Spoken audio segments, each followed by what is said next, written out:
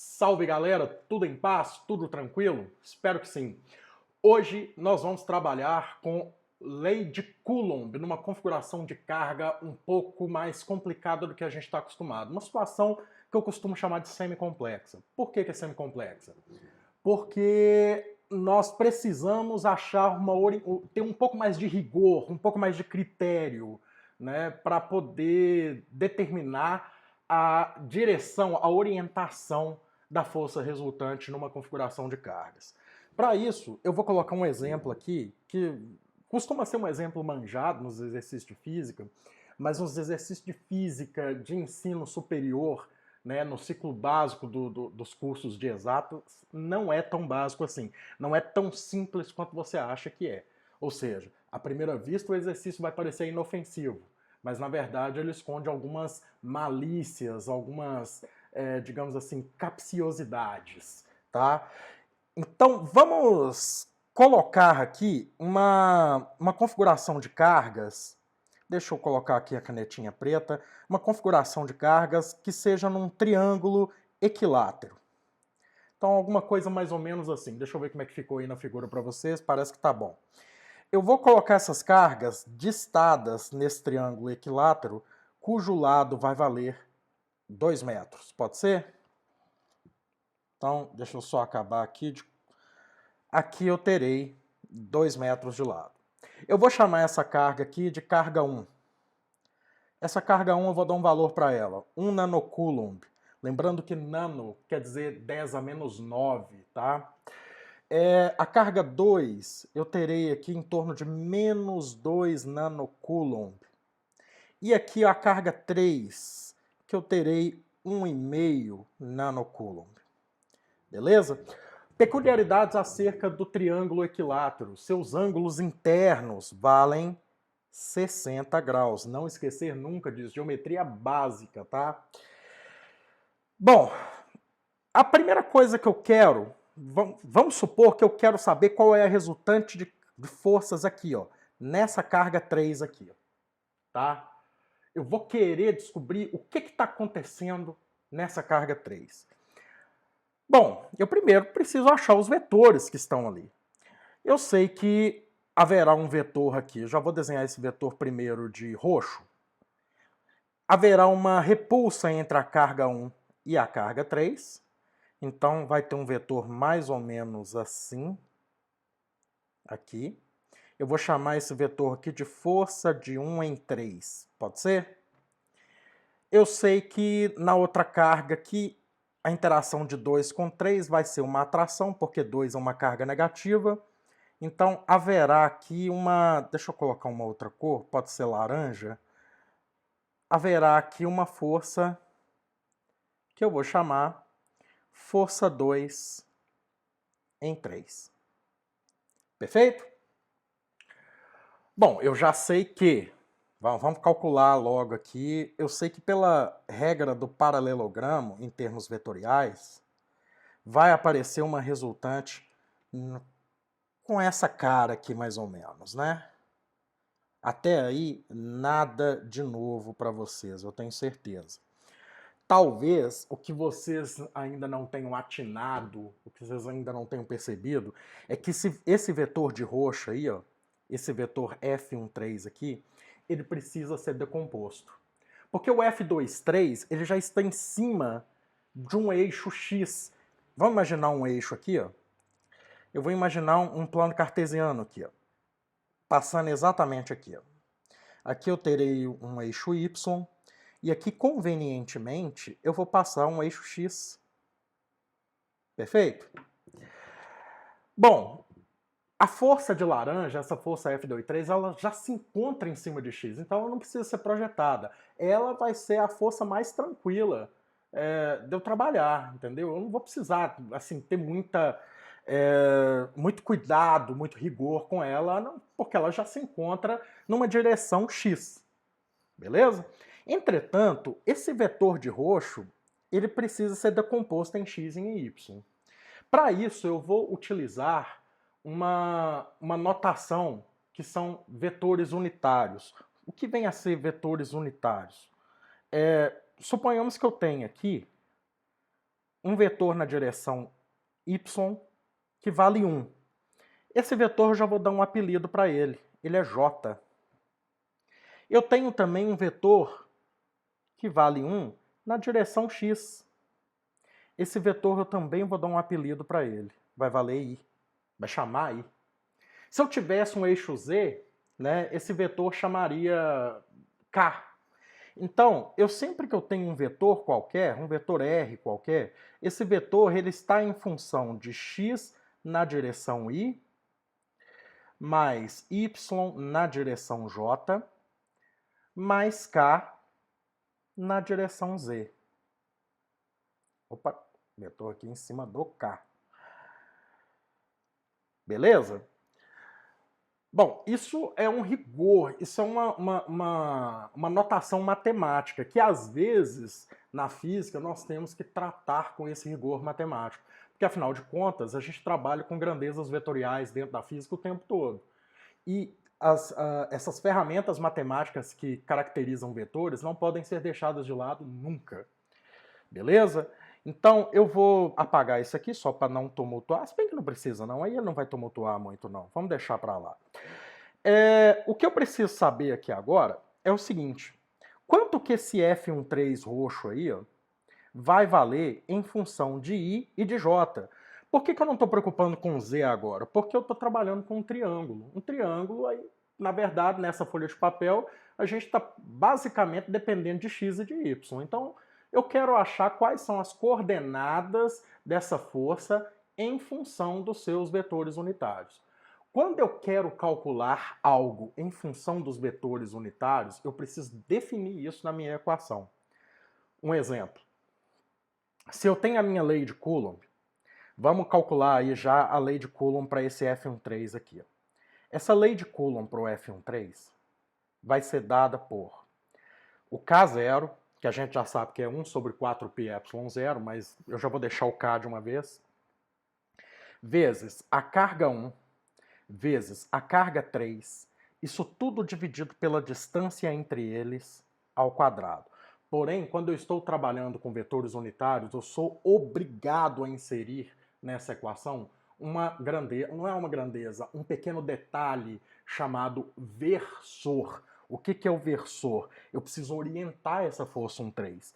Então, aqui eu tenho o chamado versor R13, que é o R chapéu. Eu simbolizo esse R chapéu dessa forma. Isso aqui eu chamo de versor. E não é só para a lei de Coulomb, para várias forças, todas as grandezas vetoriais dentro da física, elas podem ser calculadas em termos dos seus versores. Beleza? Como que eu calculo o meu versor? O versor ele tem uma peculiaridade.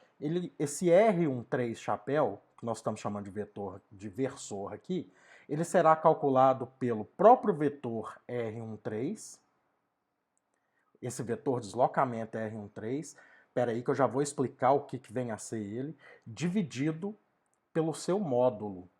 O próprio R13, né, o valor dele total.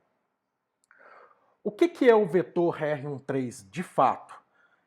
Pensa bem, esse F13 aqui, na verdade, ele é um encontro de dois vetores que saiu. Ele já vai ser, já de cara eu falo que esse F13, num esquema vetorial, ele vai ter um resultado negativo, tá? Porque ele é uma caracterização de uma subtração de vetores, mas eu vou me preocupar isso só lá na frente. O que eu preciso saber é o seguinte, o valor desse deslocamento do vetor aí é o próprio lado desse triângulo equilátero. Ele seria tudo isso aqui, acho que eu vou colocar de marrom. Todo esse lado do triângulo aqui, ó, isso aqui é o meu R13, tá? É a distância R13 que vale 2 metros. Tá? Então o módulo desse vetor, na verdade, ele vai valer 2 metros. Beleza? Então vamos calcular isso aqui, vamos ver como é que vai ficar a cara disso tudo aqui. Eu vou calcular então em termos de I e de J, tá? Bom, eu sei que esse ângulo aqui é 60, então esse ângulo aqui só pode ser 30.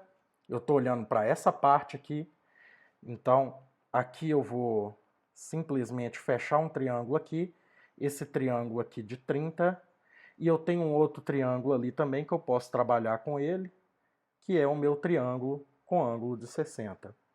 Bom, se eu quiser achar o I, eu vou trabalhar com ângulo de 60. Se eu quiser achar o J, eu vou trabalhar com ângulo de 30. Pelo menos é o mais fácil, o mais óbvio da gente trabalhar. Vamos fazer isso então? Deixa eu só voltar aqui o tamanho do papel para não ficar muito sem espaço. Então vamos calcular ali com esse vetor 30 aqui, ó. Siga a seta. Deixa eu voltar para o preto aqui. Siga essa seta aqui, ó. Pá.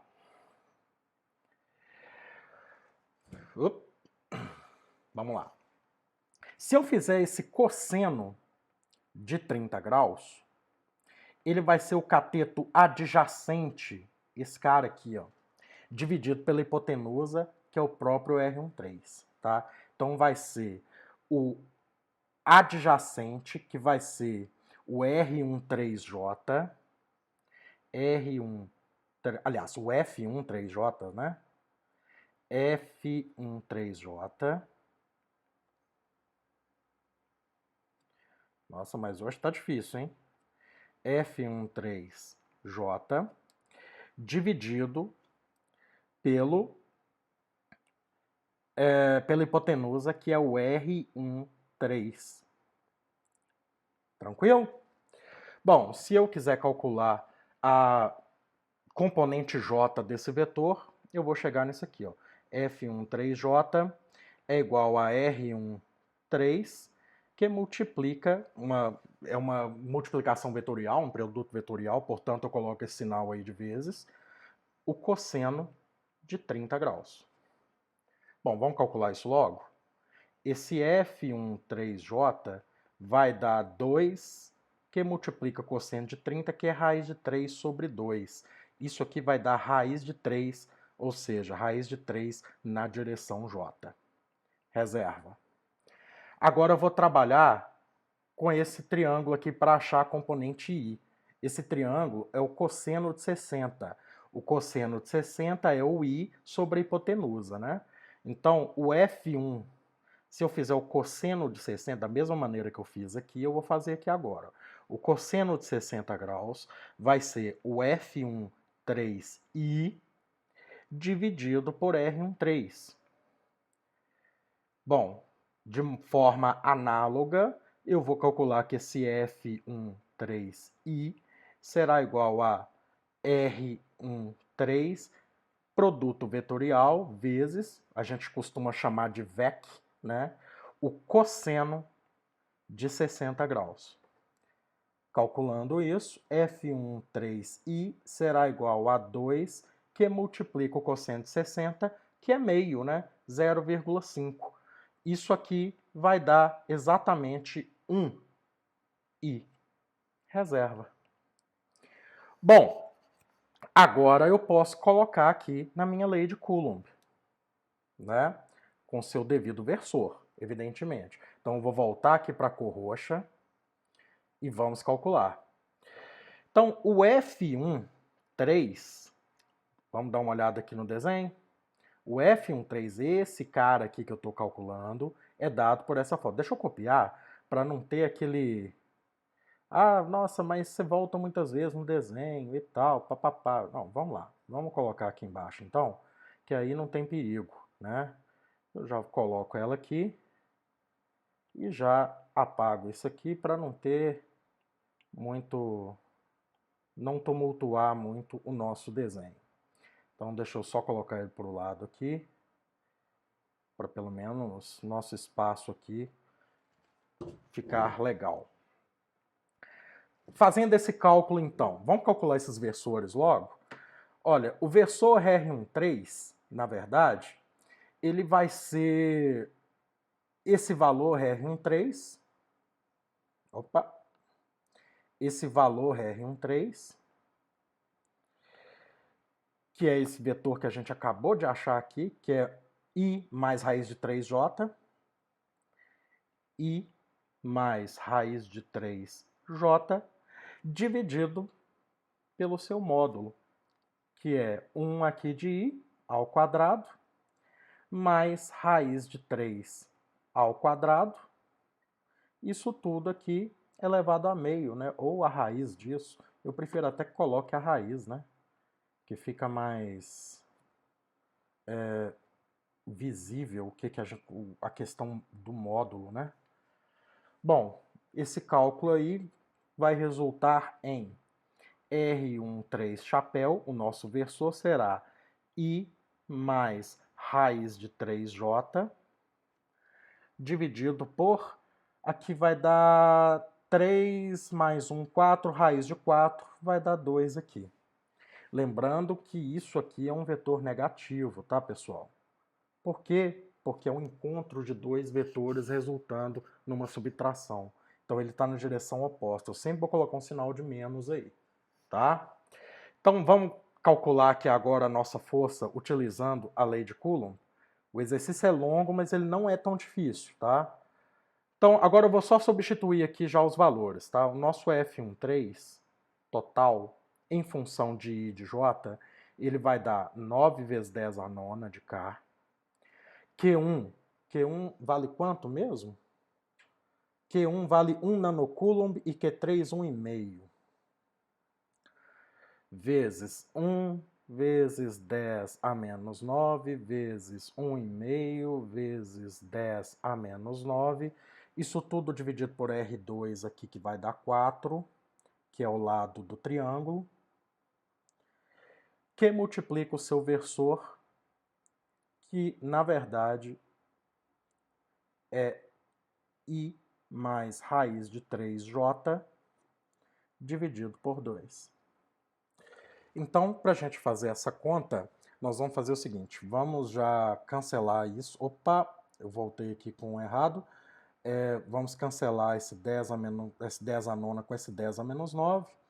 Eu vou achar aqui que F13 será em torno de 9 vezes 1, 9 vezes 1,5 vai dar 13,5 vezes 10 a nona a menos 9. 2 vezes 4 vai dar 8. Cara, vamos dividir logo esse 13,5 aí por 8? Esse 13,5 por 8 vai dar algo em torno de... Deixa eu fazer a conta aqui rapidinho. 13,5 por 8. 13,5 dividido por 8. Vai dar 1,68. Então aqui vai dar 1,68. Que multiplica I mais raiz de 3J. Beleza? Agora é só multiplicar pelo que está no parêntese. O F13, então, ele será igual a 1,68i mais 1,68 vezes raiz de 3 vai dar 2,92. 2,92J. Isso tudo aqui multiplicado por 10 a menos 9. Lembrando que esse valor aqui, pessoal, é um valor negativo. Por quê? Porque caracteriza uma subtração de vetores. Beleza? Então, esse é o meu valor F13 aí. Então, essa é a parte mais complicada do exercício até agora. Descobrir quanto que esse cara aqui vale.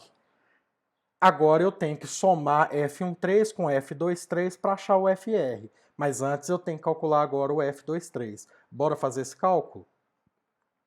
Você vê, o exercício a princípio ele parece inofensivo, mas ele não é tão fácil assim. O F23, ele vai ser dado por... Como ele já está na direção I, né, porque aqui ele está exatamente no nosso eixo X aqui, ó.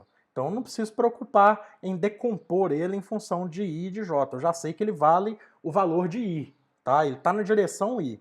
Então é K0, Q2, Q3 dividido por R ao quadrado. Aqui eu não preciso nem colocar o meu versor, porque o meu versor... Opa, bateria fraca da caneta. Porque o meu versor, ele precisa de uma decomposição. Aqui ele já está decomposto, então eu não preciso nem colocar o meu versor nessa parada. Tranquilo? Então vamos fazer isso? Aqui vai dar então 9 vezes 10 a nona, que multiplica valor de Q2. Q2 vale menos 2 nanocoulomb. Então, já vou colocar aqui, ó, 2 vezes 10 a menos 9. Então, vezes Q3, que é 1,5. Só trocar isso aqui por um ponto, que fica mais fácil. 1,5 vezes 10 a menos 9. Isso tudo aqui dividido por 4. Lembrando que tudo isso aqui está na direção I. Então, eu já posso cortar esse 10 a nona com esse 10 a menos 9 aqui. Vai dar 9 vezes 2, 18, vezes 1,5, 18, vezes 1,5, só para a gente fazer a nossa conta rápida aí, vai dar 27 sobre 4, 6,75. F23 vai ser igual a 6,75 vezes 10 a menos 9 na direção I. Tá aí. Agora é fazer o final, o grande finale do exercício é isso aqui, ó. Somar o F23 com o F13 e achar o nosso FR. Já vamos então para vermelho. Então, basta eu fazer o F resultante como sendo o F13 somado com o vetor F23. Agora que você tem que tomar um máximo cuidado, porque esse sinal de menos aqui, ele vai mandar na parada. Então, será menos 1,68 menos 2,92. Vamos só organizar nosso raciocínio aqui, ó. Menos 1,68i menos 2,92j. Eu não estou colocando 10 ao menos 9, porque todo mundo aqui está sendo multiplicado por 10 ao menos 9, tá? Somado com 6,75 do F23. Isso tudo aqui está sendo multiplicado por 10 a menos 9. Lembrando que esse 6,75 está na direção I. Então, 6,75 menos 1,68 em I. Então, 6,75 menos 1,68 vai dar 5,07. Então, força resultante vai dar 5,07 na direção I, menos... Bom, eu não tenho outro J para calcular, eu vou manter aquele lá, 2,92 na direção J, tudo multiplicado por 10 a menos 9, Newton. Se você chegou até aqui e sobreviveu, meu chapa, parabéns! Você está sacando muito de física e de produto vetorial, tá? Lembrando que este foi um exercício que eu costumo chamar de exercício semicomplexo. Você vê que a aplicação da física mesmo foi só a lei de Coulomb. Entretanto, todo o aparato matemático, toda a ferramenta matemática que nós usamos aí para poder definir o vetor foi um pouco mais complicado. Mas complicado, porém, não é impossível, né, pessoal? Então, a gente fica por aqui. Até a próxima aula. Eu já vou pedir vocês aí para colaborarem, se inscreverem no canal, dê like no vídeo aí, porque isso ajuda demais, né? Os algoritmos do YouTube vão ajudar demais o prof aqui, se você fizer isso. E até a próxima aula. Beleza, pessoal? Um abraço!